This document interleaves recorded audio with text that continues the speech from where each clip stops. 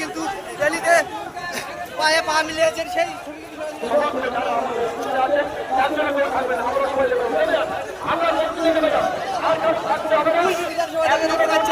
জনসভার কথা ছিল সেই পথসভায় কিন্তু পায়ে পা মিলিয়েছে সেই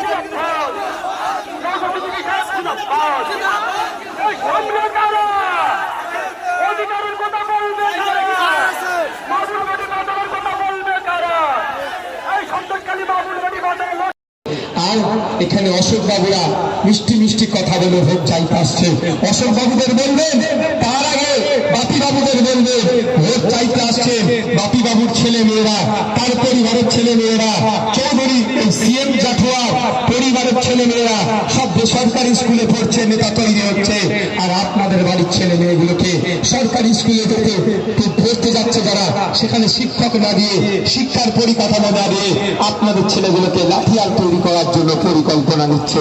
তাই বাপি বাবুরা ভোট চাইতে আসলে বলবে, আগে প্রাইমারি স্কুলগুলোতে টিচার দাও, হাই স্কুলের শিক্ষার পরিবেশ ফিরিয়ে আনো, তারপরেই তুমি ভোট চাইলে, তার আগে আপনাকে একটাও ভোট নেয়। আর যদি অশোক বাবুরা বিজেপির পক্ষ থেকে আসে, বলবেন কি আপনাদেরকে যে আপনাদের ৭৭টা এমএলএ ছিল, ১৮টা বিএমপি ছিল পশ্চিমবাংলায়। এই মমতা ব্যানার্জি এই চোরেদের দলেরা প্রায় ৮,৫০০ স্কুল বন্ধ করে দিচ্ছে। আপনারা তো প্রধান অপোজিশন, কতবার বিধানসভার মধ্যে এই স্কুল বন্ধের প্রতিবাদ করেছেন। ৭৭টা এমএলএ ১৮টা এমপিকে নিয়ে কেন কলকাতা